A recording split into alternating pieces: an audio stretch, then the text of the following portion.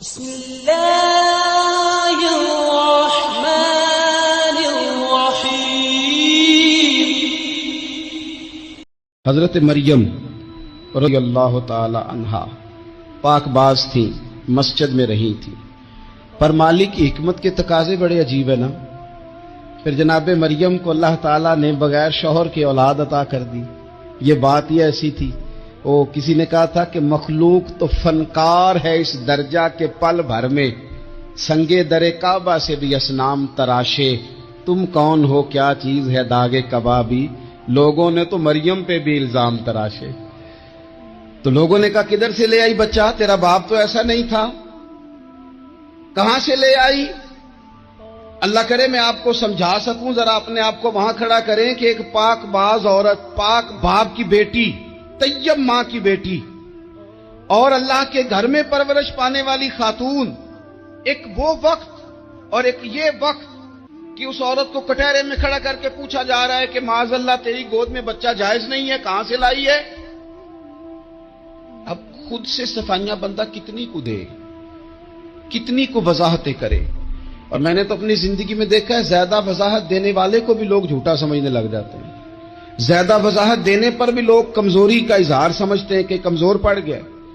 آپ صلح کی کوشش کرتے ہیں، سامنے والا بزدل سمجھ لیتا ہے، زیادہ وضاحتیں بھی کمزور کر دیتی ہیں۔ اب حضرت مریم کو کٹہرے میں کھڑا کر کے کہا بچہ کس کا ہے؟ تو پھر خدا بندوبست جب کرے، اللہ جب مددگار ہو، تو پھر حضرت مریم کی گواہی درختوں سے نہیں دلوائی، اس نے پتوں سے نہیں دلوائی، پھر فرشتے نہیں بھیجے۔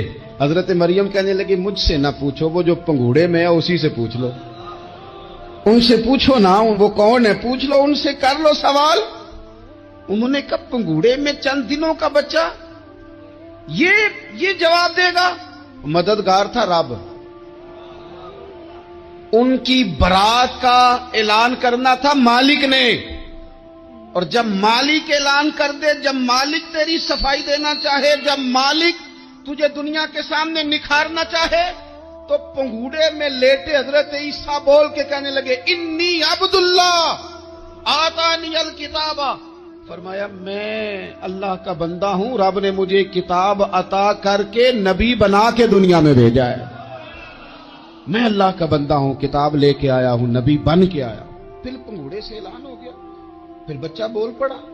اور یہ ایک دفعہ نہیں بات ہوئی، یہ بنی اسرائیل میں ایک جریج نام کے شخص بھی تھے جو نماز پڑھ رہے تھے، بعض نے لکھا ہے نفل نماز تھی، اماں نے پکارا تو آئے نہیں، تو ماں کے منہ سے نکل گیا تو اتنی دیر تک مرے گا نہیں جب تک کسی بے حیا عورت کا منہ نہ دیکھ لے۔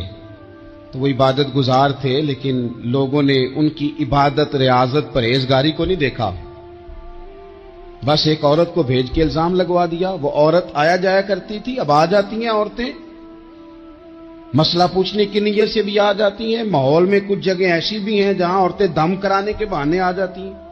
وہ خاتون آتی جاتی تھی اس خانقاہ پہ، آستانے پہ، یہ بخاری میں موجود ہے۔ پھر اس نے کہا میری گود میں جو بچہ ہے یہ انہی کا ہے۔ مجھے بتائیں کیسے بندہ وضاحت دے؟ حالات خراب ہو گئے، لوگ کٹیا جلانے لگے، ماحول اور طرح کا بن گیا۔ میرے نبی پاک علیہ الصلوۃ والسلام فرماتے ہیں پھر اس رب کے بندے نے کہا مالک تو کریم ہے، تیری مشیت کا تقاضا آیا جو میری ماں نے جملے بولے تھے، پر اب میں وضاحت دینے کے قابل نہیں رہا، اب تو ہی کرم کرے گا تو دروازہ کھلے گا۔ تو وہ چند دنوں کا بچہ پنگوڑے میں بول کے کہنے لگا میں اس درویش کا نہیں، میں تو فلانے چرواہے کا بچہ ہوں، وہ جو بکریاں چراتا ہے۔ رب کی مدد کو پکاریں، اپنے ساتھ اپنے مالک کی مدد کو شامل کریں، تھوڑے رزق پر بھی گزارا اچھا ہونے لگ جائے گا۔ سارے لوگ آپ کو گرانے کی تدبیریں کر رہے ہوں گے اور مالک آپ کو عزتیں عطا فرما دے گا، اس کی بارگاہ سے حکمت کا تقاضا اور ہو جائے گا۔ ہم نے ساری زندگی لوگوں کو راضی کرنے میں گزار دی۔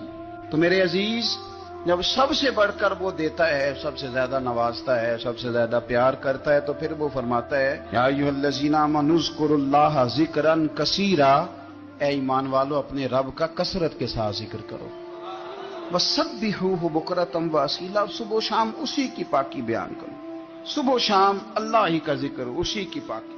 بہت زیادہ تفصیلات نہیں، لمبی ڈیٹیل نہیں، صرف آپ اتنا تجربہ کر لیں کہ ہم دن میں اپنی تعریف زیادہ کرتے ہیں یا اپنے رب کی تعریف زیادہ کرتے ہیں؟ ہمارا اپنے آپ کو سجانے سنوارنے میں خیال زیادہ رہتا ہے یا رب کی رضا پہ توجہ زیادہ رہتی ہے؟ ہمارا اب یہ مزاج بن گیا ہے کہ ہر چیز سے گھیر گھار کے ہم اپنے آپ پر ہر چیز کو لے آئے ہیں. ہم اپنے آپ سے شروع ہوتے ہیں، اپنے پر ختم ہوتے ہیں. میرے رسول پاک صلی اللہ علیہ وسلم نے فرمایا جو اللہ کا ذکر کرے اور جو اللہ کا ذکر نہ کرے، مثل الحی والمیت، ان کی مثال اس طرح ہے جس طرح زندہ اور مردہ کی ہوتی ہے. گویا ذکر کرنے والا زندہ ہے، نہ کرنے والا مردہ ہے. کہ جس نے سارا دن رب کو یاد ہی نہیں کیا، اس کو سارا دن خیال ہی نہیں آیا. آپ کہیں سفر پہ نکلے ہوں، کہیں آپ دور گئے ہوں نا، تو آپ کو خیال آتا یار صبح کی میں نے گھر ہی بات نہیں کی، صبح سے میں نے آج گھر فون نہیں کیا، کوئی رابطہ نہیں کیا، کوئی معلومات نہیں کی. گھر میں سے کوئی سفر پہ ہو، ایک تو یہ کہ آپ گئے ہوں اور ایک یہ کہ کوئی گھر میں سے گیا ہو، تو دن میں اسے فون کر کے پوچھنے کہاں پہنچے ہو، جس کام گئے تو اس کا کیا بنا، خیال آتا ہے. اور اگر آپ نے کسی کو بھیجا ہو اور پیچھے سے فون نہ کریں تو وہ بھی کہہ دیتا ہے یار تو نے سارا دن حال ہی نہیں پوچھا.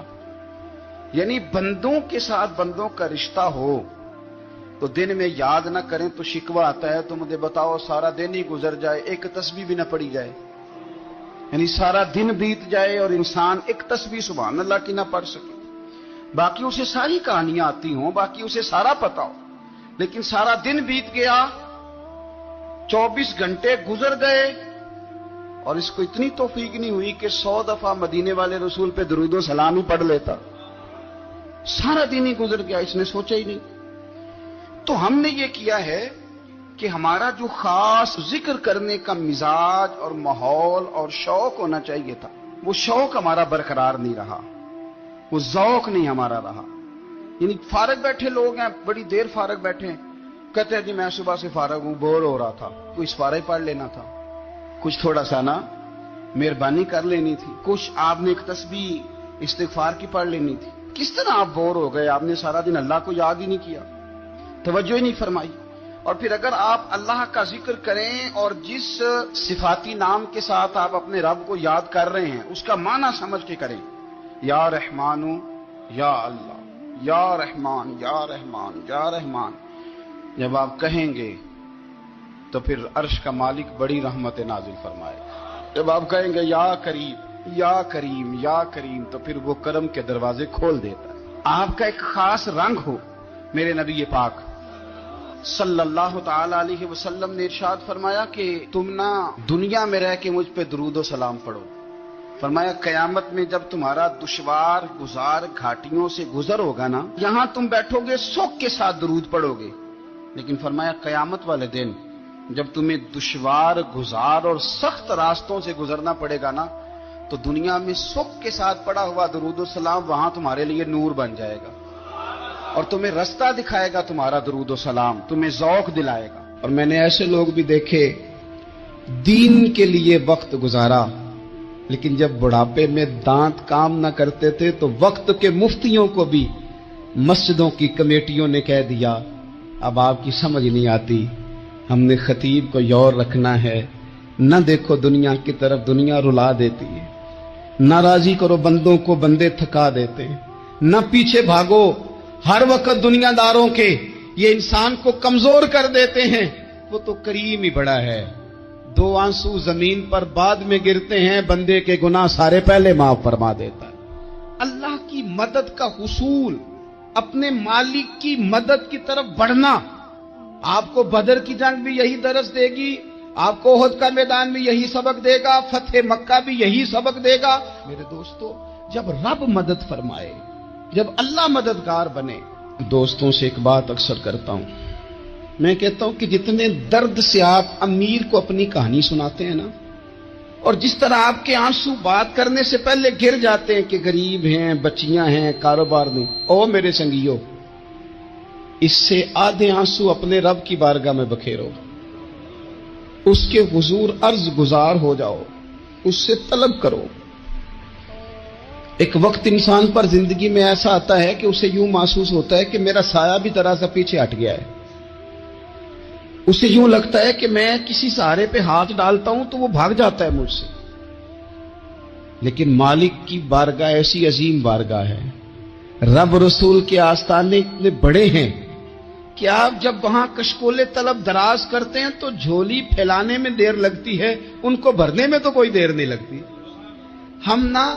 ہم نے اپنا سوچ کا قبلہ ہی دنیا کو بنا لیا ہے۔ یہ جو اللہ والوں کی مدد ہے یہ تو یعنی اللہ ہی کی مدد ہے، لیکن یہ جو سیٹھوں کی طرف توجہ کرنا، نوابوں کی طرف توجہ کرنا، دنیا داروں کی طرف توجہ کرنا اور اپنا مزاج اس طرح کا بنا لینا، یارو گردن کو جھکا دیتا ہے خیرات کا پتھر، جہاں میں مانگنے والوں کے سر کبھی اونچے نہیں ہوتے۔ اور اقبال کہتے ہیں غیرت ہے بڑی چیز جہانے تگ و دو میں، پہناتی ہے یہ فقر کو تاج سردارا۔ میں عرض کروں گا کہ اپنی آپ جب توجہ کا قبلہ اللہ رسول کو بنائیں گے تو رب فرماتے وَيَرْزُقْهُ مِنْ حَيْثُ لَا يَحْتَسِبُ، میں نہ تجھے وہاں سے رزق دوں گا جہاں سے کبھی تیرا گمان بھی نہیں کیا ہوگا کہ یہاں سے بھی مل سکتا ہے، تو نے سوچا بھی نہیں ہوگا۔ بخاری شریف میں حدیث ہے، حضرت جابر ابن عبداللہ فرماتے ہیں نبی پاک صلی اللہ علیہ وسلم نے نا 300 لوگوں کا ایک لشکر روانہ کیا کسی مہم کے لیے، کسی جہاد کے لیے۔ حضرت ابو عبیدہ بن جراح رضی اللہ تعالیٰ عنہ امیر لشکر تھے۔ فرماتے ہیں غربت اتنی زیادہ تھی، بھوک اتنی زیادہ تھی کہ ایک ایک کھجور دن میں ایک وقت کھانے کو ملتی تھی، اور کچھ دن ایسے آئے کہ اب کھجور بھی نہیں مل رہی۔ فرماتے ہیں اتنی زیادہ بھوک لگی مجاہدین کو 300 بندہ پتے کھا کے گزارا ہونے لگ گیا۔ یہ بخاری میں موجود ہے۔ آپ فرماتے ہیں کہ دریا کے کنارے ہمارا پڑاؤ تھا، ٹھہراؤ تھا، جب بھوک سے نڈھال ہو گئے نا وَيَرْزُقْهُ مِنْ حَيْثُ لَا يَحْتَسِبُ، اللہ وہاں سے روزی دیتا ہے، گمان بھی نہیں ہوتا۔ فرماتے ہیں ایک مچھلی اللہ تعالیٰ نے دریا کے کنارے بھیجی، فرماتے ہیں وہ تھی تو مچھلی پر پہاڑ جتنی تھی۔ بخاری میں لفظ ہیں، حضرت جابر ابن عبداللہ رضی اللہ تعالیٰ عنہ فرماتے ہیں 300 آدمی 18 دن تک اس مچھلی کو کھاتے رہے، مچھلی ختم ہی نہیں ہوئی۔ مچھلیاں نہیں، مچھلی کہتے ہیں 18 دن 300 بندہ کھاتا رہا، مچھلی ختم ہی نہیں ہوئی۔ اور فرماتے ہیں کہ اس کی ہڈی نکال کے، کانٹا کہیں گے آپ اپنی زبان میں، کہتے ہیں وہ نکال کے نا تو اس کو کھڑا کیا نا جب، تو اونٹ کجاوے سمیت اس کے بیچ سے گزر جاتا تھا، 2 اس کے کانٹے جوڑے۔ فرماتے ہیں وہ اس کا گوشت ہم کھاتے تھے اور اس کی چربی بطور تیل کے ہم جسموں پہ ملتے تھے، بیماروں کو اس سے سکون آتا تھا، تندرستی شفا ہوتی تھی۔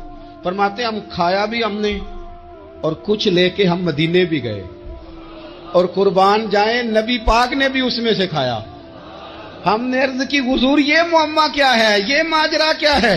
تو محبوب نے فرمایا تمہارے پاس غذا نہیں تھی، رب نے تمہارے لیے بندوبست کیا ہے، اللہ نے تمہیں دیا ہے۔ مکان شروع کر لیا، ایک صاحب نے وہ مکان بنانے لگے، آپ وہ حساب لگا رہے ہیں، کہتے ہیں میرے پاس اتنے پیسے ہیں، اتنے میں نے فلانے دوست سے کہنا ہے اس نے دے دینے، اتنے فلانے رشتہ دار سے کہنا ہے اس نے دے دینے، اتنے فلانے سے کہنا ہے اس نے دے دینے۔ یہ ساری کاپی بنا کے مکان شروع کر لیا۔ جو روز کہتا تھا نا کوئی حکم ہو جاتے دسی، سب سے پہلے اس کو کہا میاں پیسے چاہیے، وہ کہندا ہو کل ہی منڈا ٹوریا، کہتے تو پرسوں 10 داتے لب جانے سن۔ میں آپ کو اپنے تجربے کی بات بتا رہا ہوں۔ جن لوگوں کا خیال ہوتا ہے نا کہ آپ سٹارٹ کریں فلانا کام، ہم آپ کے ساتھ ہیں، اللہ کا ہی کوئی نظام ہے، وہ بالکل بھی نہیں ساتھ ہوتے۔ لیکن ایسا نہیں ہے کہ کوئی ساتھ نہیں ہوتا، اللہ تعالیٰ بڑے اسباب پیدا کرتا ہے، وہاں سے دیتا ہے جہاں سے گمان بھی۔ ہمارا یہ ذہن بن جاتا ہے ہم ساری اپنے حساب سے چلتے، اتنے رشتہ داروں سے، اتنے کون آپ کے ساتھ چلے گا، سوال ہی نہیں پیدا ہوتا۔ یہ سارے کام چھوڑ کے سب سے پہلے 2 رکھتے پڑھو، اپنے رب کی بارگاہ میں، رسول کائنات کی بارگاہ میں گزارشات اور استغاثے پیش کرو، وہاں سے خیر طلب کرو۔ دنیا دار کیا دیں گے، کیا دے سکتے ہیں، کیا حیثیت ہوتی ہے کسی، اللہ کہتا ہے وہاں سے دوں گا۔ تو جو اللہ مال دے وہ لینا چاہیے کہ رشتہ داروں کا مال دیکھنا چاہیے؟ جو اللہ دے وہ لینا چاہیے کہ سیٹھوں نوابوں کی جیبیں دیکھنی چاہیے؟ جو اللہ دے وہ قبول کرنا چاہیے یا دیکھنا چاہیے کون سا آدمی کہاں پہنچ گیا؟ چھوڑو، اپنی مٹی پہ چلنے کا سلیقہ سیکھو۔ کسی کے سنگ مرمر پہ چلو گے تو پھسل جاؤ گے۔